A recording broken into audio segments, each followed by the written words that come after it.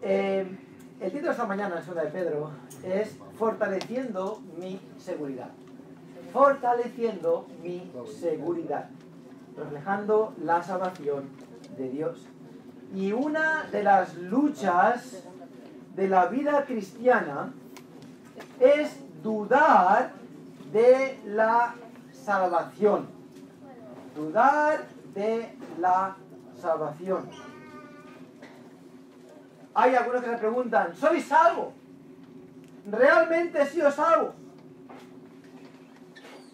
Y a ver, y si hacen una encuesta a la iglesia en general, te darás cuenta que muchos cristianos dudan en un momento u otro de su salvación a lo largo de su vida cristiana. Y puede ser por falta de entendimiento. Puede ser por una explicación poco precisa del Evangelio que ocurre mucho más a menudo de lo que debería ocurrir. O sencillamente por no mostrar una vida espiritual fructífera. Pero sea como sea, el hombre es el responsable de esta duda. Porque Dios en ningún caso quiere que vivamos con la duda. De hecho, es que la realidad es todo lo contrario. Uno de los propósitos de Dios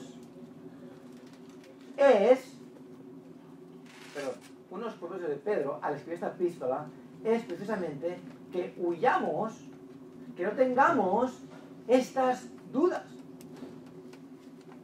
Y de hecho es que Juan, en 1 de Juan capítulo 5, versículo 13, dice, estas cosas os escribo a vosotros para que sepáis que tenéis vida eterna. Así que Juan escribe la epístola de 1 de Juan precisamente para que aquellos que tenían dudas no las tuviesen. Y está diciendo, mira, yo escribo estos versículos, esta epístola, esta carta, a vosotros que creéis, a la iglesia, porque quiero que sepáis que ahora mismo, tiempo presente, tenéis vida eterna. A los que creen, por supuesto. ¿De acuerdo? Así que Dios no quiere que sus hijos se sientan miserables y duden del regalo de la salvación. Por el contrario, Él desea y se deleita en su alegría y confianza. En ningún momento en la mente de Dios ha deseado que el creyente viva sumergido en dudas. Él no quiere que sea miserable. No hay nada más miserable que alguien teniendo dudas. Soy o no soy, soy o no soy, soy o no soy. Y no sabe. ¡Qué infelicidad! Y sería muy cruel de parte de Dios el que el creyente no tuviese la seguridad de salvación. Y por eso damos gracias a Dios de que la salvación es por fe y no por obras. Porque siempre está la pregunta de cuántas obras tengo que hacer para ser salvo, ¿no? Y vaya inseguridad que produce eso. Bueno, si yo hago esto, quizás se salvo. Esos testigos que va ahí puestos ahí todos formalitos al lado de su stand, ¿no? Quizás, si yo cumplo, pero ay si dejas de cumplir. Ay si dejas de cumplir. Entonces, ¿qué pasa? Ah, pues ya no.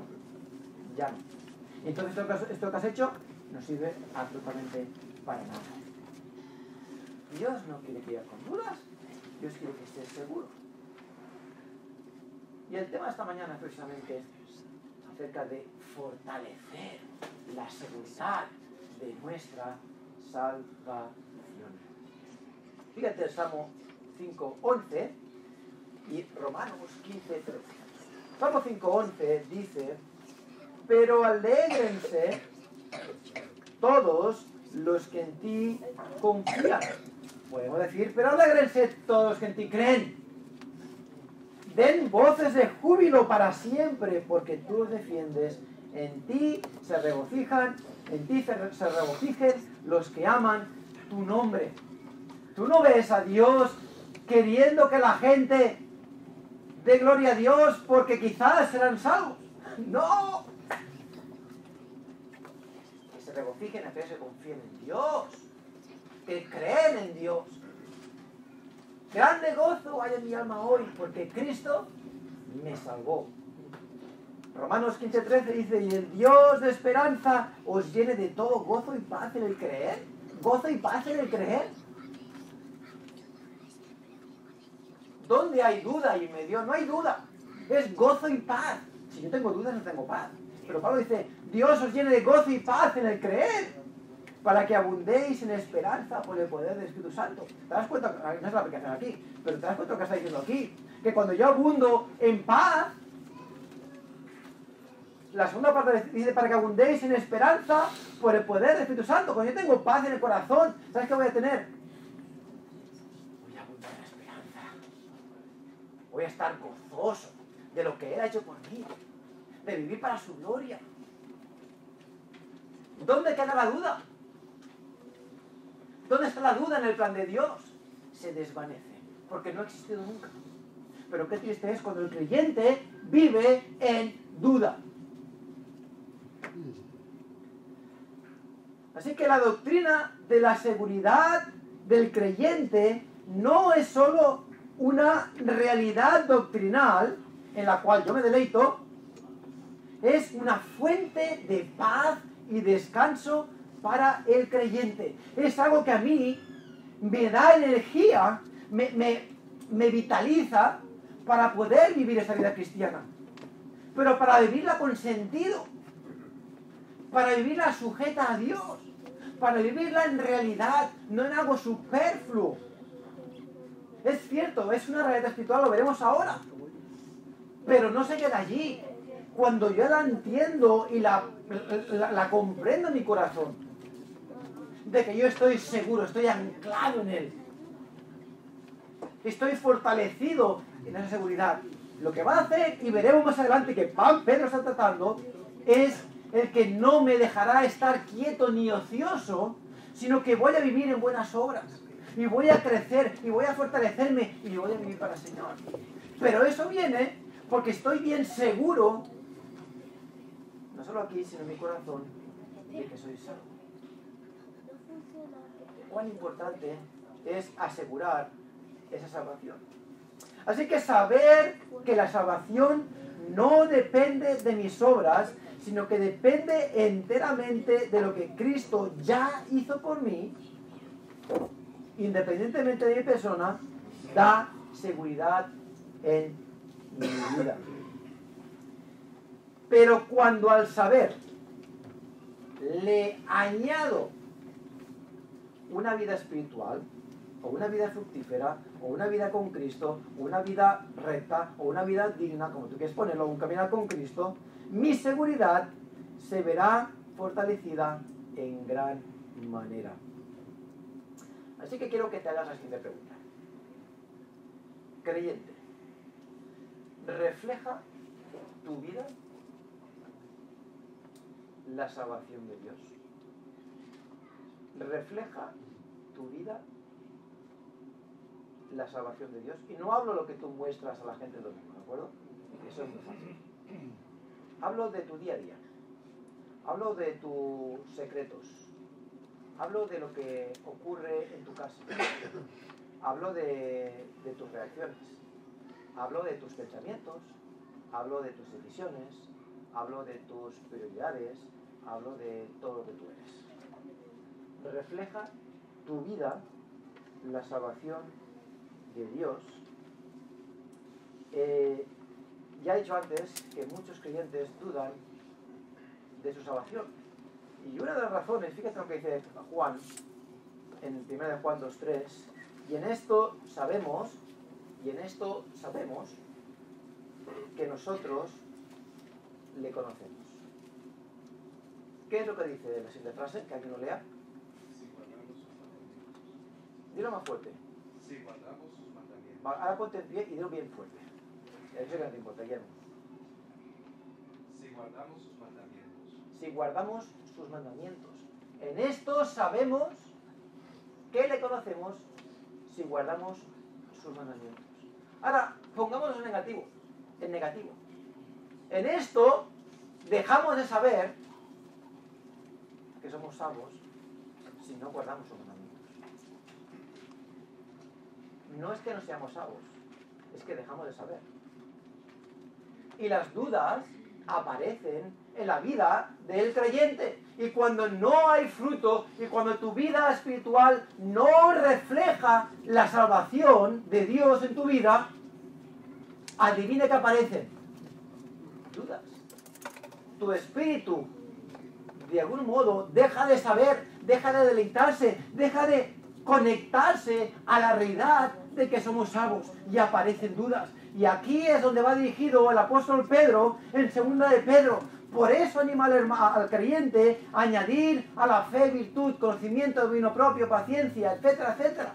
¿Por qué? Porque si yo me quedo con la fe solamente y no lo añado a la vida espiritual, me voy a quedar seco, como el desierto. Y entonces es una puerta abierta para que Satanás empiece a llenar nuestro corazón de dudas. Vimos en 2 de Pedro, el primer capítulo, los primeros versículos, que Dios nos daba a 3 cosas, 3 P's. La provisión plena, las promesas preciosas y que éramos participantes de la naturaleza divina. Y por esta razón, el creyente no se puede quedar estancado en su fe. Tiene que añadir, no para salvación, como ya dijimos, sino para crecer espiritualmente. Tú tienes el palo del paraguas, pero ahora le pones las varillas. Tienes fe, pues añade tu fe. Piedad, se me ha olvidado realmente, piedad, dominio propio, paciencia, a ver cómo eran, pues tengo que apuntadas, no lo encuentro. Dominio propio, paciencia, piedad, conocimiento, conocimiento, eso. A vuestra fe añadid conocimiento, a conocimiento piedad, a piedad afecto, piedad, dominio propio, piedad, a piedad afecto fraternal, amor. Si me deja uno, luego, ya me sé, no pasa nada. Pero por eso quiere que añadamos las varillas. Porque la fe sola no funciona así. Vea, yo esta mañana estaba preocupada porque me había quitado mi explicación, pero lo dijo con todo su amor, cuajando perfectamente con la predicación. Porque la fe sin obras no vale de nada. ¿Qué significa? Que si tú no añades estas otras varillas, realmente tienes fe. Porque la fe automáticamente va acompañada de obras. Dios nos transforma para que andemos en buenas obras. Pero aquel creyente que no muestra, que no refleja la salvación de Dios, va a tener muchísimas dudas. Muchísimas dudas. Y hay un galimatías mental en su mente que es increíble. Pero no me adelanto y ahora voy a expandir un poquito del tema. Y de hecho, déjame decir que es lo que dice Pablo cuando dice en Filipenses 2:12: por tanto, amados míos, como siempre habéis obedecido, no como en mi presencia solamente, sino mucho más ahora en mi ausencia, dice Pablo, ocupaos en vuestra salvación con temor y temblor. Y lo que Pablo está diciendo en esta frase corta es lo que Pedro está diciendo. Que yo no puedo quedarme tan pancho con mi salvación y ya está. Tengo que ocuparme en mi salvación. Y claro, yo estoy escribiendo ese mensaje y estoy pensando y estoy meditando y estoy pensando, a ver, ¿estoy yo reflejando esta vida espiritual en mí? Me estoy ocupando en mi salvación. No para ser salvo, ya soy salvo, pero me estoy ocupando en todo aquello que tiene que ver con mi salvación. ¿Cuánta gente, cuántos creyentes están viviendo vidas tibias, sin ningún propósito? Creyentes que llevan años en la iglesia y sencillamente se han encallecido al llamado divino y necesitan considerar si realmente están reflejando la vida de Dios, la vida de Cristo en su vida. Y es por eso que estos versículos nos ponen en una encrucijada que no es una encrucijada momentánea donde yo tomo una decisión y ya me olvido, ya queda atrás. No, sino que es una encrucijada diaria, donde yo tengo que considerar diariamente si estoy viviendo para el Señor. Es una decisión constante que yo tengo que tomar siempre. Y como dije ya hace unos días, es muy común y necesario el reflexionar, y a veces tenemos que dar 3 pasos atrás, o 4 o 5, y digo, uy, me estoy desviando un poquito. Así que, ¿sabes qué? Voy a dar 3 pasos para atrás y me pongo en el camino de nuevo. Porque me he desviado. Y de este modo vamos solidificando nuestra fe y vamos creciendo espiritualmente, vamos fortaleciéndonos para ser mejores creyentes.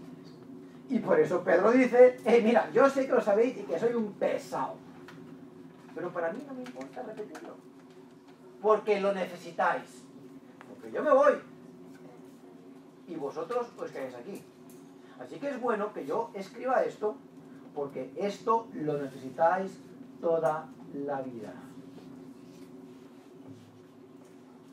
Dice el versículo 8, porque si estas cosas están en vosotros y abundan, no os dejarán estar ociosos ni sin fruto en cuanto al conocimiento de nuestro Señor Jesucristo. Pero el que no tiene estas cosas tiene la vista muy corta, es ciego, habiendo olvidado la purificación de sus antiguos pecados. Por lo cual, versículo 10, hermanos, tanto más procurad hacer firme vuestra vocación y elección, porque haciendo esas cosas no caeréis jamás. Porque de esta manera os será otorgada amplia y generosa entrada en el reino eterno de nuestro Señor y Salvador Jesucristo. Así que, para hablar de la seguridad de salvación, es necesario cimentar la base. Así que hablemos brevemente de la realidad de la seguridad de la salvación. Usamos la frase, una vez salvos, para siempre salvos, que es verdad. Si tú eres salvo, vas a ser salvo para siempre. Y esto equivale a lo que Juan dice, para que sepáis que tenéis vida eterna. ¿Cómo? ¿Por qué debían saber que tenían vida eterna? Porque ¿qué habían hecho? Habían creído. Habían creído que Jesucristo es el Hijo de Dios. Habían creído que Cristo murió por sus pecados. Y que no solo murió, sino que también resucitó. Habían visto que Dios era santo y que ellos eran pecadores. Y que el pecado los condenaba, los separaba de Dios. Y habían puesto su fe, su dependencia en Cristo para los pecados. Y si tú crees, entonces debes saber que tienes vida eterna. Una vez salvo, para siempre eres salvo. Así que cuando una persona conoce a Cristo como su Salvador, entra en una relación con Dios que garantiza su seguridad eterna. La Biblia dice que somos adoptados en su familia. Judas 24 dice, y aquel que es poderoso para guardaros sin caída y presentaros sin mancha delante de su gloria con gran alegría. Ahora, ¿quién es poderoso para presentarnos sin mancha delante de su gloria con gran alegría? Dios. Dios es poderoso para hacerlo. Ahora, ¿está diciendo aquí que no vamos a pecar más? No. Juan dice, si alguno dice que no tiene pecado, es mentiroso. Y hay el que diga que ha alcanzado la perfección. Es que hay algo ahí, hay orgullo en su corazón. Porque realmente la carne es débil.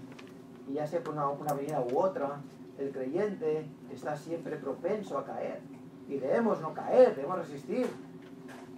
Y tenemos el poder de Dios y tenemos su provisión para vivir en victoria. Pero la perfección solo ocurre cuando estamos en su presencia, cuando estemos en su presencia. Y ese cuerpo de carne, ese cuerpo de pecado, sea totalmente eliminado de nosotros. Si no, lee Romanos 7, y mira la lucha que tenía Pablo consigo mismo. Pero el poder de Dios es capaz de guardar al creyente. Y fíjate, depende de Él, no de nosotros. Depende de Él, no de nosotros, el presentarnos ante su gloriosa presencia. Así que nuestra seguridad eterna es el resultado de Dios guardándonos. es el resultado de que Él pagó el precio y hemos sido justificados en Cristo. No porque tú te lo merezcas, o porque yo lo merezca, sino porque Él, el justo, murió por el injusto. Y el justo llevó mis injusticias. Y hubo esa transferencia de su justicia, me es imputada, y mi pecado le es imputado.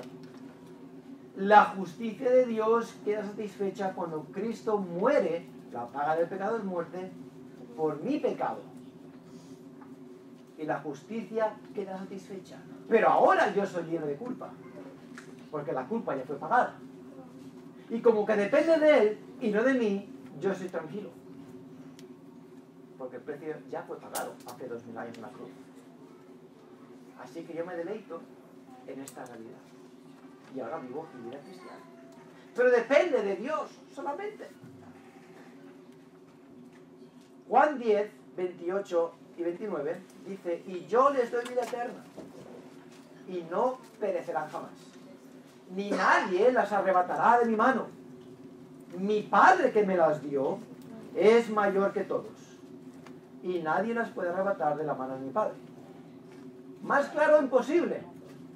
Si estamos en su mano, ¿quién me va a arrebatar de su mano? ¿Quién tiene la autoridad suficiente para decirle a Dios: abre la mano que te lo saco? Satanás. Es un ser creado que está bajo su autoridad, le guste o no le guste. Nadie tiene. ¿Quién nos separará del amor de Cristo? Efesios 4:30 dice: no contristéis al Espíritu Santo de Dios, con el cual fuisteis sellados para el día de la redención. ¿Cuándo fui sellado?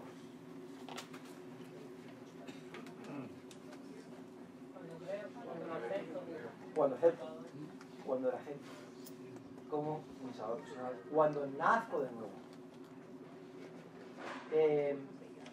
No es que tenga 2000 sellos, porque nazco 2000 veces de nuevo, porque he orado 2000 veces, porque pierdo mi salvación. No, yo creo.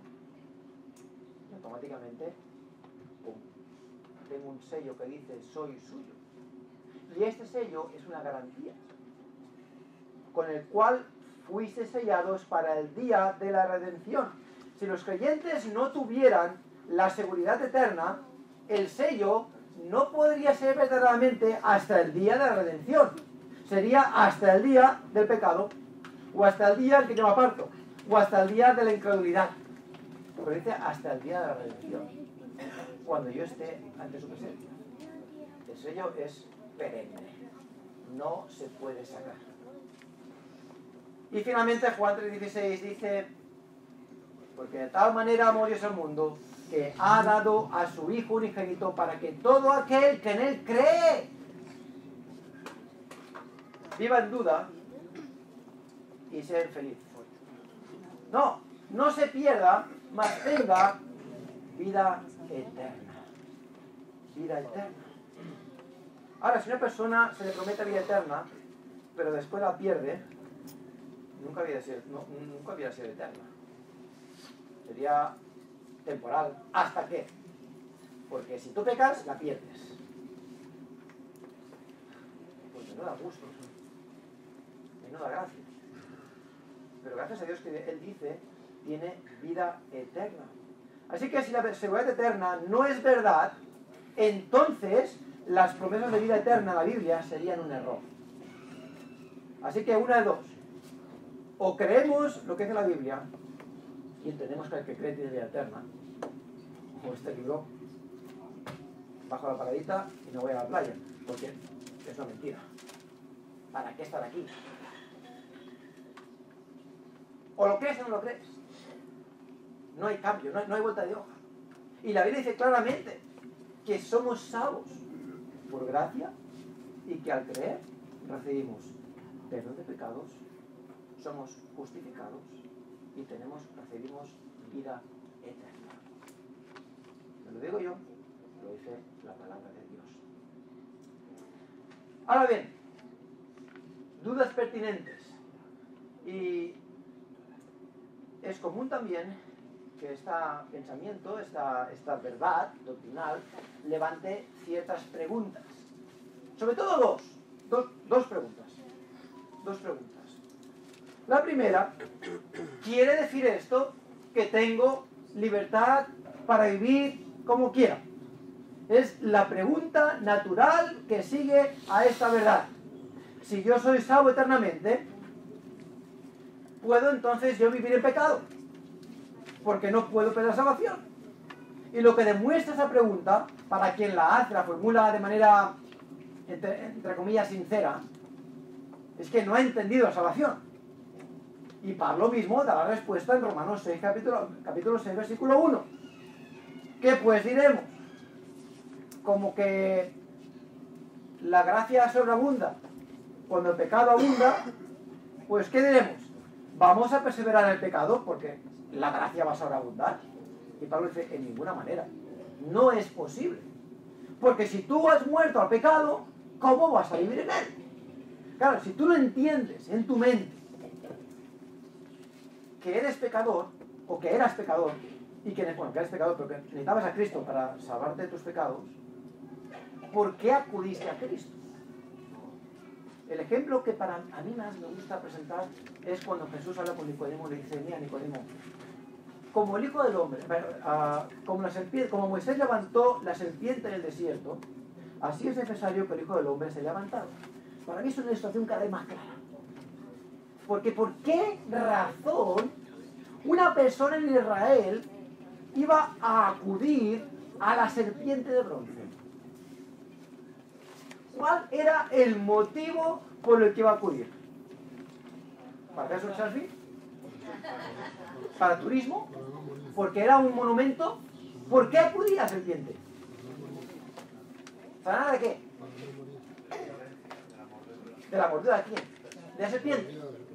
Es la única razón.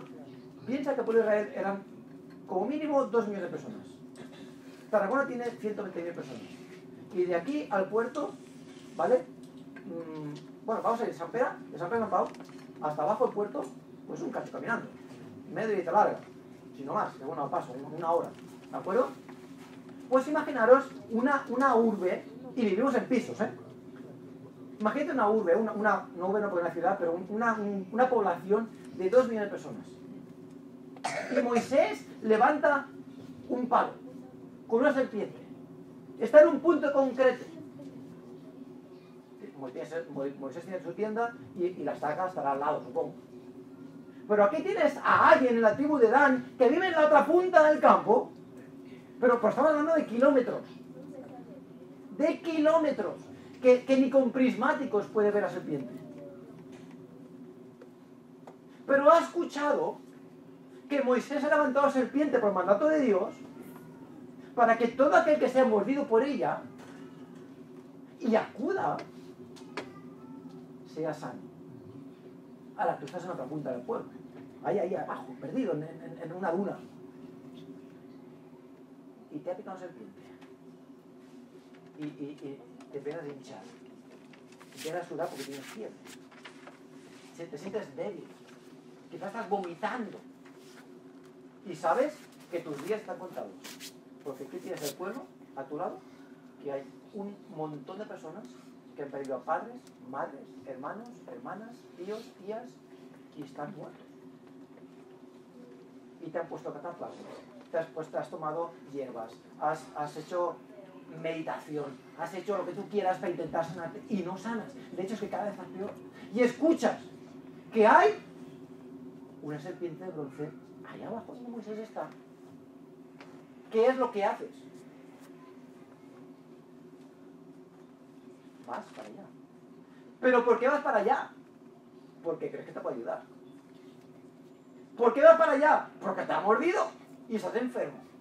Es la única razón por la que vas a recorrer 10 kilómetros con el calor que cae por encima, con todo el solano, entre toda la gente, hacia Moisés, hacia la estatua, para mirarla.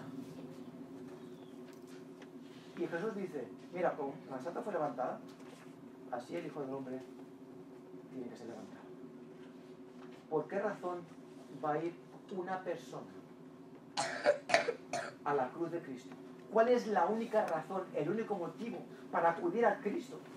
Es porque no te ha dado la mordida de la serpiente. Es porque no te ha dado el peso del pecado. Porque quieres ser sano. Yo no voy a hacer un selfie. Yo no voy a hacer turismo, a hacer una foto, a observar una obra arquitectónica. No, yo voy a la cruz para ser salvo porque sé que o voy allí o me muero en mi pecado. Y es la única razón por la que el pueblo acudía allí. Y Jesús da una ilustración perfecta para ilustrar nuestra condición ante Dios. Ahora, no sé ya por qué estoy diciendo esto, pero así, he entendido el precio del pecado. He entendido el precio del pecado. Y por eso voy allí. Es muerte.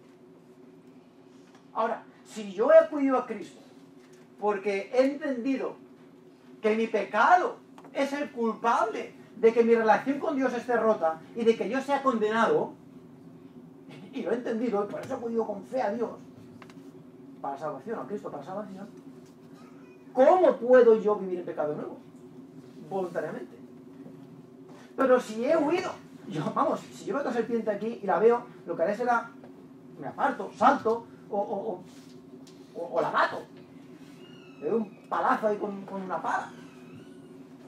No me voy de nuevo a acercarme a las serpientes. Porque digo, menos mal, llegué a tiempo y pues algo, no quiero que me pique otra vez. Huyo. Y Pablo dice, ¿cómo viviremos en pecado si ya hemos sido salvos? No está diciendo que no pecaremos. Quiere decir que yo no voy a vivir voluntariamente y decir, como la gracia de Dios abunda, sobreabunda la gracia. Como el pecado abunda, sobreabunda la gracia. Voy a hacerlo. No van las dos juntas. Hay una falta de entendimiento. ¿De acuerdo? Así que esta pregunta queda ya resuelta. No podemos vivir en pecado voluntariamente, justificándonos porque, como que el pecado abundó, sobreabundó la gracia. Pero la segunda pregunta, quizás es un poco más complicada de responder. ¿Qué pasa si no continúo en la fe? ¿Qué pasa si no continúo en la fe? ¿Qué pasa con aquel amigo que tuve de joven que venía a la iglesia y se apartó? Yo tengo unos cuantos. Gente que estaba conmigo en el grupo de jóvenes y que desgraciadamente hoy están lejos en el mundo. Y estoy convencido de que tú puedes pensar en otros cuantos.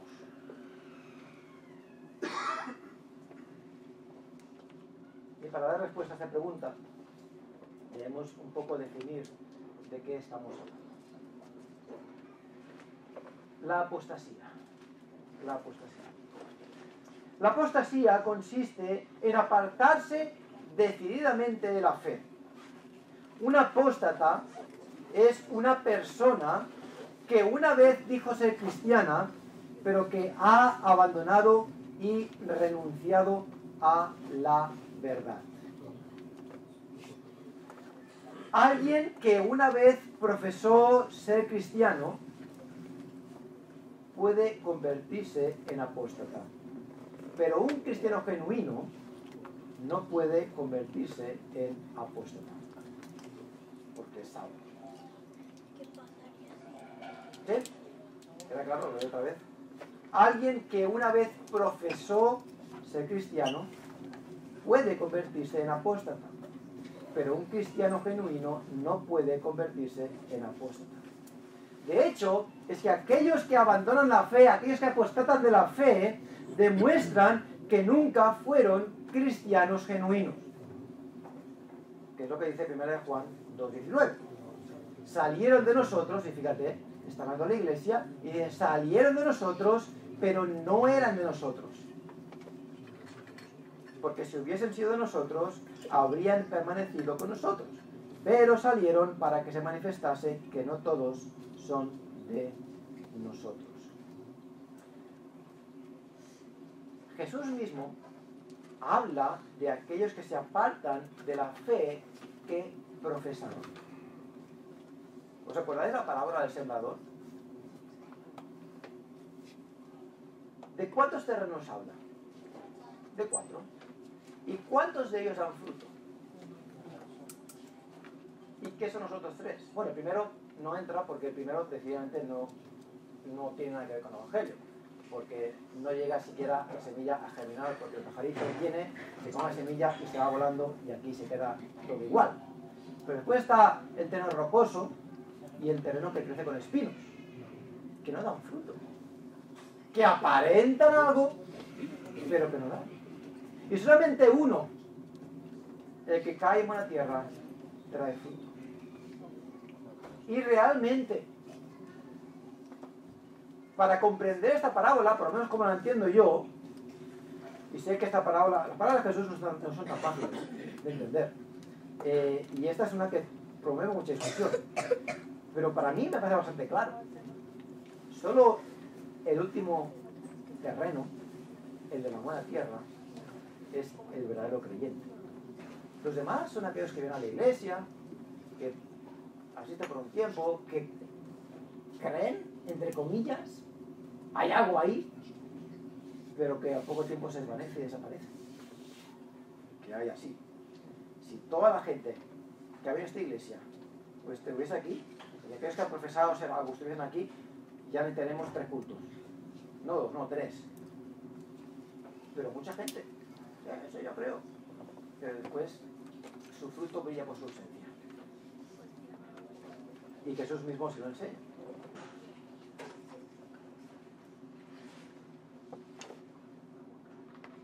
MacArthur escribía en esta parábola, o acerca de esta parábola, las 3 verdades de terreno estéril son emblemáticas de los incrédulos, incluso de aquellos que inicialmente mostraron alguna posibilidad, pero no pudieron dar fruto. Hay gente que se acerca a la iglesia, que por un tiempo disfruta de la iglesia, y aparentan, incluso a veces comparten, lloran, pero a la mínima desaparecen del mapa. La seguridad del creyente es una realidad, pero no todo el que dice ser creyente es salvo. Sin embargo, la Biblia da indicaciones para poder reconocer tanto a los falsos maestros como a los verdaderos creyentes. Y tenemos a los falsos maestros, que dice, por sus frutos los conoceréis. Y este versículo habla directamente de los falsos maestros. Mateo 7, del 15 al 20, dice, guardaos de los falsos maestros que vienen a vosotros con vestidos de ovejas, pero por dentro son lobos rapaces. Por sus frutos los conoceréis. Pero fíjate lo que está diciendo. ¿Entre quiénes están los falsos maestros? ¿Entre quiénes están? Entre las ovejas. Aparentan ser salvos, aparentan ser creyentes, pero son lobos vestidos con pieles de ovejas. Y Jesús nos está diciendo, ¡hey, cuidadito! Cuidadito, porque son lobos vestidos con pieles de ovejas. Por sus frutos los conoceréis. Y os daréis cuenta de que hay disensión, hay odio, hay todo tipo de problemas. Por sus frutos los conoceréis. Y podéis seguir leyendo, pero con el tiempo me estoy alargando un poquito, no voy a leer los versículos. Pero después tenemos los verdaderos discípulos. ¿Cómo identificar a un verdadero discípulo? Bueno, Juan 3:34 dice, un mandamiento no os doy, que os améis unos a otros, como yo os he amado, que también os améis unos a otros. 35, en esto conocerán todos que sois mis discípulos, si tuvierais amor los unos por los otros. Claro, si en la iglesia no hay amor, entonces, ¿qué hacemos aquí? Si estamos todos discutidos y hay 2 bandos, y yo soy de Pablo, y yo soy de Cefas, y yo soy de Apolos, y estamos todos discutidos en nuestros grupos, ¿qué hemos entendido? Si nos mordemos unos a otros, ¿qué hemos entendido? ¿Cuál es la muestra del creyente? Que os améis unos a otros. Que no es más ni menos que mostrar el amor de Cristo para con nosotros. Así la Biblia nos indica que podemos reconocer a un falso maestro o a un verdadero creyente. Pero hablábamos de aquellos que han abandonado la fe. ¿Qué es lo que son? ¿Son o no son salvos? ¿Qué me dices? ¿Son o no son? Pues no lo sé. No lo sé. Dios lo sabe. Dios lo sabe. La verdad doctrinal no cambia. Si tú fuiste salvo, vas a ser salvo toda tu vida. Ahora, si abandonas la fe, yo personalmente no puedo ver fruto en ti. Yo tendré mis dudas, pero te aseguro que tú tendrás más dudas. Yo te salvo. Yo no me diría que tú no eres salvo. ¿Quién soy yo para decirlo? Yo no te puedo reconocer como salvo porque no hay fruto y no hay evidencias, pero ¿qué soy yo para juzgar? Solo Dios conoce el corazón para decir si sí o si no. Pero el problema no es lo que yo piense, el problema es lo que tú eres y las dudas que van a aparecer cuando tú no vives una vida espiritual, cuando tú no estás mostrando tu relación con Cristo, cuando tú no das evidencia de tu salvación. ¿Eres o no eres salvo?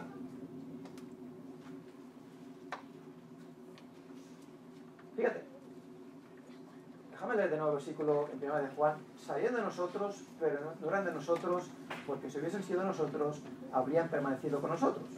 Pero salieron para que se manifestase que no todos son de nosotros. Muy bien. Imagínate que está la iglesia a la que Juan está escribiendo, ¿de acuerdo? Y dice, salían de nosotros. Pero no son de nosotros, porque si no, no hubiesen salido. Esto lo dice cuando ya han salido. Entonces es fácil entender que no eran de nosotros porque ya no están. Porque, por lo tanto, si no están ya, es que no son de nosotros. Pero, ¿y si esto lo hubiese dicho 5 meses antes, cuando todavía están con nosotros? Yo pensaría que esa persona es salva. ¿Sí o no? Sí. Claro, porque están con nosotros, todavía no han salido, yo no sé que van a salir. Como el verdadero, como el genuino discípulo, nunca lo sabes hasta cuando llega al cielo que se encuentra. Exactamente. Puedes estar 30 años en la iglesia y apóstatas, te apartas de la fe, entonces todos esos años fuiste verdadero cristiano, genuino, y te apostataste y ahora no lo eres. Claro. Entonces usted es como usted dice, la salvación hasta que estés con Dios. Bueno, la salvación es ahora segura, pero el Sí, problema es que yo no puedo identificar realmente o estar tan seguro de los demás, porque si ahora están conmigo, ¿cómo sé yo? ¿Sí? ¿Por qué digo esto? Porque algunos de vosotros, y lo sé porque me lo habéis dicho, os habéis estado apartados por un tiempo. De hecho, sí, yo me aparté del Señor cuando era joven, y pues tuve malas divisiones, y pasó esto y aquello, pero he decidido volver. Entonces, en el tiempo antes de apartarse, todo el mundo pensaba que eras creyente. En el momento que te apartas, todo el mundo piensa que no eres creyente. Y en el momento que vuelves, pues sí que era creyente. ¿Sí o no? Claro. Eso es lo lógico. Yo no soy quien decide si sí o no. Pero el problema es que cuando yo estoy apartado, todas estas dudas vienen en mí. Entonces, el tercer punto que tengo esta mañana es la respuesta. Es el perseverar. El creyente debe perseverar.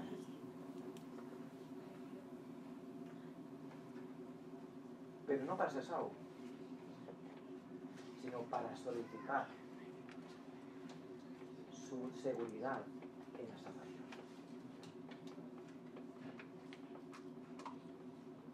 En esto sabemos que le conocemos, si guardamos sus mandamientos. Y es por eso que Pedro, y estaba pegando el mensaje y digo, mira, más de los mensajes porque no voy a ni siquiera hablar de Pedro. Porque es a donde está yendo. Si tú no perseveras en tu vida cristiana y caminas junto a Él, no es que vayas a perder la salvación. Es que tendrás dudas. Vas a ser un miserable. Y por eso está diciendo, por esto mismo, poned toda diligencia y añadid a vuestra fe virtud. Y a la virtud conocimiento, y al conocimiento dominio propio, y al dominio propio paciencia, y a la paciencia piedad, y a la piedad afecto fraternal, y a la afecto fraternal amor. Porque si estas cosas están en vosotros y abundan, no os dejarán estar ociosos sin fruto, en cuanto al conocimiento de nuestro Señor Jesucristo. Pero ¡ay del que no tiene estas cosas! Tiene la vista muy corta. Es ciego habiendo olvidado la purificación de sus antiguos pecados. ¿Te das cuenta? Tú, individualmente, tú tienes que perseverar. Tienes que ocuparte en tu salvación con temor y temblor. De otro modo, cientos de dudas van a aparecer. Quizás demuestras así que no has sido salvo nunca. No lo sé. Quizás te apartas por un tiempo y todo el mundo piensa, ah, no eres creyente. Y sí que lo eres. Pero estás apartado por un tiempo. ¿Quién soy yo para juzgar? Pero en ese tiempo apartado, ya te digo yo, y lo dice la palabra de Dios, que vas a tener un sinfín de dudas. Y vas a ser un miserable. ¿Qué es perseverar? Bueno, lo contrario, apostasía. Si la apóstata se aparta, el cristiano persevera. Ahora, siendo que la salvación es segura y que no depende de nosotros, de lo que haga o deje de hacer, mi sentimiento de seguridad vendrá de aquello que yo haga con mi vida. Y digo sentimiento entre comillas, porque la vida cristiana no es una vida de sentimientos, es una vida de fe. Ahora bien, si yo estoy andando en la luz, haciendo lo que Dios espera que yo haga, estoy andando dignamente como corresponde al ojo de Dios, entonces estoy anclado, estoy seguro. Y me deleito, me gozo en la realidad de la salvación, de la seguridad de la salvación. Ahora bien, si no hago lo que tengo que hacer, entonces estoy desprovisto. Estoy desconectado de esa seguridad que Dios quiere que yo tenga. Antes dijimos, Dios no quiere que sus hijos se sientan miserables y duden del regalo de la salvación. Por el contrario, Él desea y se deleita en su alegría y confianza. ¿Y esa alegría y confianza? En la certeza de la salvación viene por creer su palabra y viene por el fruto que emana de nuestra vida. Ahora digo, fruto que emana. El fruto, como ya dijimos, es un fruto natural, no forzado. Y muchos cristianos pretenden forzar el fruto de un modo antinatural. Y eso es fariseísmo, eso es legalismo, que es lo que Jesús avisó o amonestaba y exhortaba a los fariseos, que ponían un peso enorme en los judíos que ni siquiera ellos podían levantar, y eran miserables. Y hoy en día hay muchos cristianos miserables, porque tienen atado en sus vidas un peso que no corresponde, que tiene nombre espiritual, pero que no corresponde, porque no es a lo que Dios nos ha llamado.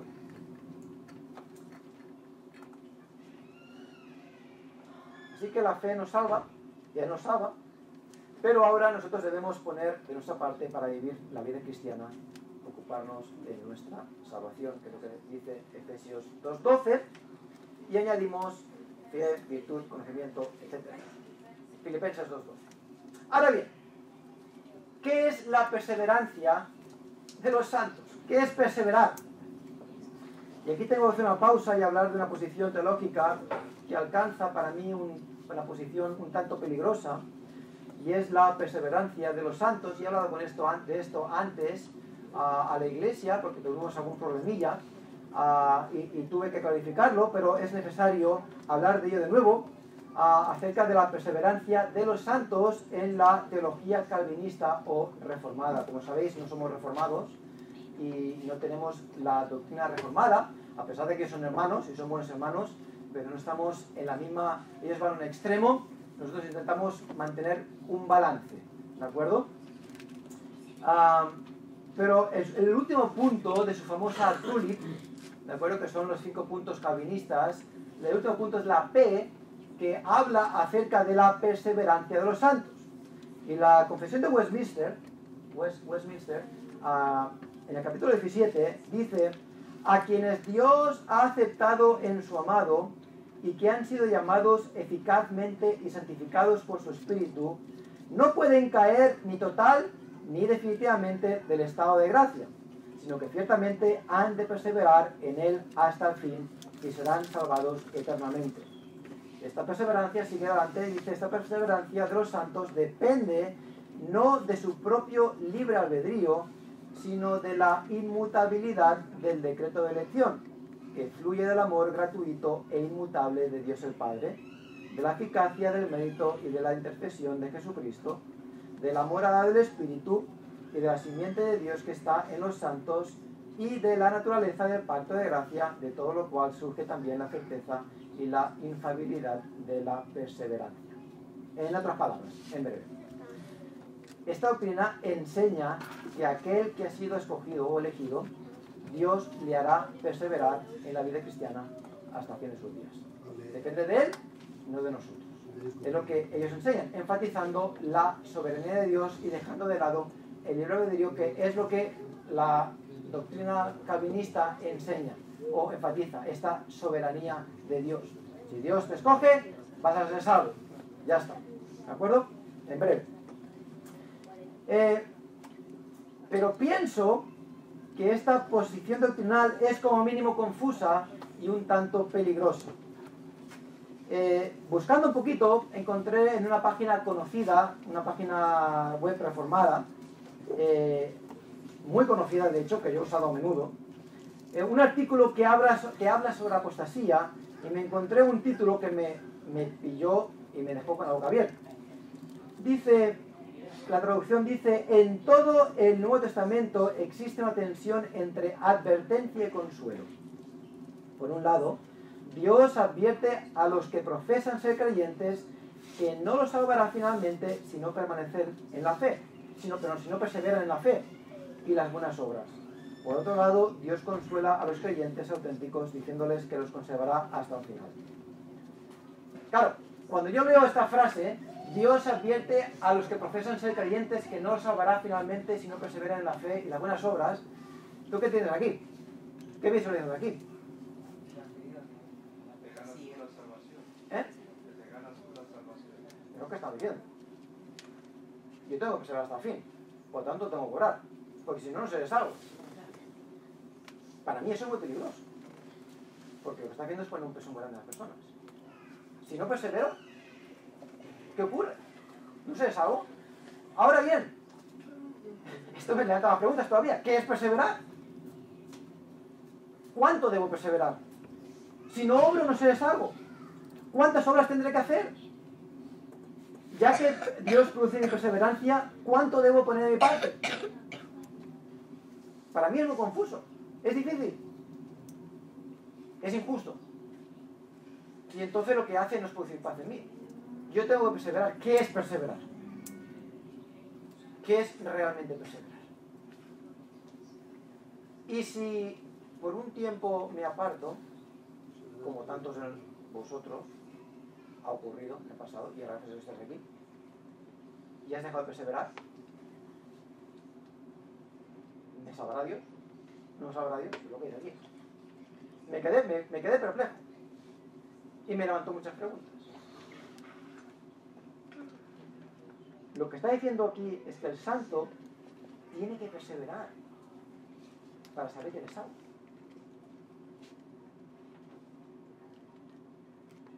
La carga y el peso que pone esta doctrina sobre los creyentes es realmente horrible. Pues quien recoge esta doctrina, su vida es un constante perseverar para asegurarme que soy salvo. Y perseverar es un término un tanto gris.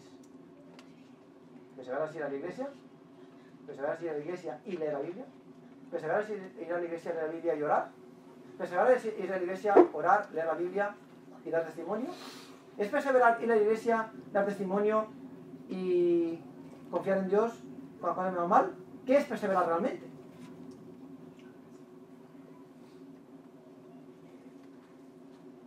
En realidad, el santo es salvo y por lo tanto persevera. El santo es salvo y por lo tanto persevera. No persevera para ser salvo, sino es santo porque y persevera. En este caso, el orden de los factores sí altera todo.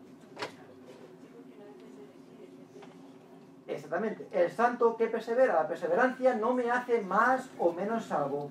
La perseverancia lo que hace es solidificar mi seguridad fortalecer la certeza de la salvación. Cuando yo no persevero,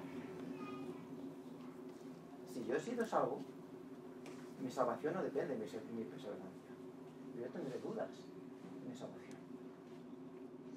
Es natural, porque no estoy viviendo en el Espíritu. No estoy viviendo cerca de Dios. Ahora, quizás no soy salvo, no lo sé. Si yo me aparto de Dios, si no persevero, Dios lo sabe. Y nadie más lo puede saber.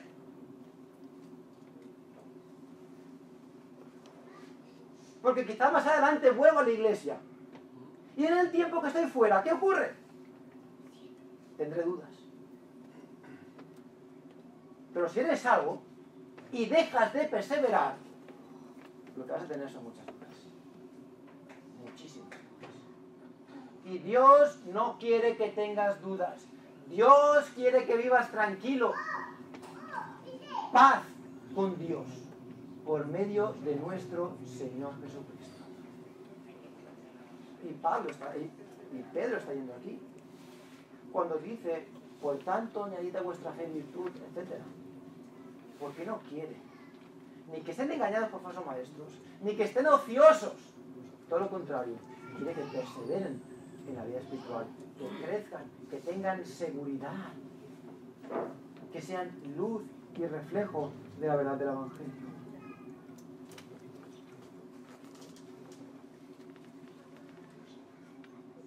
El hecho de añadir, y como veremos cuando tomamos la aplicación, de añadir a nuestra fe estas 7 características, harán que no olvidemos de dónde nos sacó Cristo. No nos dejarán estar ociosos. Pero no lo haremos para asegurarnos que somos salvos. Lo haremos porque somos salvos. Y es una diferencia enormemente enorme. Valga la redundancia. Hace la diferencia. Yo no obro para merecerme algo. Yo obro porque Él es mi amado. Y no me lo merezco, pero Él es mi amado. Y por eso lo hago con gusto, con gozo en el corazón. Y vamos, la diferencia que hay en el corazón que entiende esto es abismal. Es abismal. No hay temor, no hay miedo, no hay dudas. Así que el calvinismo enseña la perseverancia de los santos, en cambio la Biblia habla y enseña de la seguridad del creyente. Juan 6:47 dice, de cierto os digo, el que cree en mí tiene vida eterna. Juan 5:24 dice, de cierto os digo, el que oye mi palabra y cree al que me envió, tiene vida eterna. Juan 10:27-28 dice, mis ovejas oyen mi voz, y yo las conozco, y me siguen, y yo les doy vida eterna, y no perecerán jamás. Hebreos 17 dice, y nunca más me acordaré de sus pecados y transgresiones. Así que, te hago de nuevo la pregunta, creyente, refleja tu vida la salvación de Dios. Refleja tu vida la salvación de Dios. Si no lo hace, no digo que no seas salvo, no soy yo que lo diga, pero te garantizo que las dudas, si no están aquí, van a llegar. Aquellos que les cuesta venir a la iglesia, aquellos que cualquier excusa les vale para dejar a Dios de lado, son personas llenas de dudas.